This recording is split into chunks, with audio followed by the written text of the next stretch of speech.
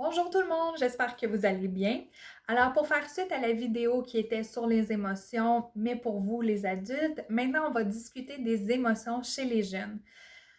J'ai envie de vous proposer 4 activités intéressantes à faire, beau temps, mauvais temps, et par la suite je vais vous proposer de nouvelles activités sur les émotions en barre de description. L'activité numéro 1 que je vous propose peut s'écouter autant beau temps, mauvais temps. C'est un film qui s'appelle Sans dessus-dessous, alias Inside Out. Ce film parle des émotions, en fait des 5 émotions, c'est-à-dire la joie, la colère, la tristesse, la peur et le dégoût. Évidemment, il leur arrive plein d'aventures, mais je trouve intéressant de découvrir ces émotions-là avec vos enfants, car ils peuvent mettre maintenant un personnage face à une émotion qu'ils vont pouvoir vivre. Une fois le film terminé, je vous propose de discuter avec vos enfants sur quel personnage de trouver le plus drôle. Ah, pourquoi que la colère, elle agit de la sorte quand il arrive telle situation? Et selon toi, pourquoi la joie, elle a ri quand il est arrivé telle situation? Donc, plus vous allez discuter avec votre enfant du film que vous venez de voir, plus il va assimiler le contenu qui lui a été présenté. Toujours en lien avec le même film, je vous propose d'aller sur Internet ou sur Pinterest, sortir ce genre d'image où votre enfant va pouvoir colorier chacun des personnages.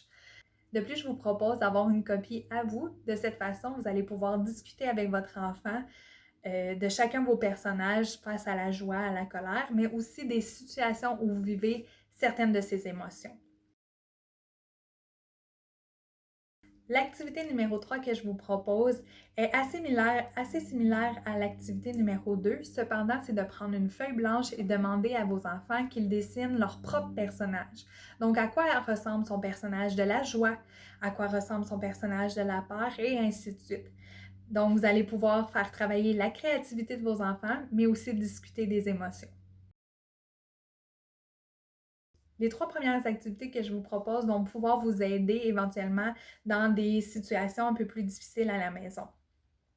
Donc, quand vous avez un enfant qui fait toujours une crise, rien ne vous empêche de ressortir les personnages que vous avez dessinés avec eux, puis de lui demander lequel des personnages il est en train de s'exprimer via la crise qu'il a fait. Votre enfant va être capable de l'indiquer par le doigt ou tout simplement en mentionnant le personnage. Donc, c'est une manière de venir aider votre enfant à bien exprimer son émotion. Finalement, la 4e activité que je vous propose, c'est une activité qui se met facilement dans la routine et qui se fait durant l'heure du souper.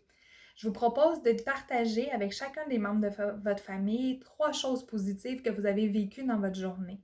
Que ce soit du dernier biscuit Oreo qui restait dans la boîte, ou du coucher du soleil, ou tout simplement les bisous du matin de papa ou maman. C'est de trouver 3 choses positives qui vous sont arrivées dans votre journée. Parfois, on peut avoir l'impression que notre journée a été que négative, mais en sortant 3 choses positives puis en cherchant dans nos souvenirs, ça l'aide vraiment à réaliser qu'il peut y avoir du positif même dans des moments un peu difficiles comme la quarantaine.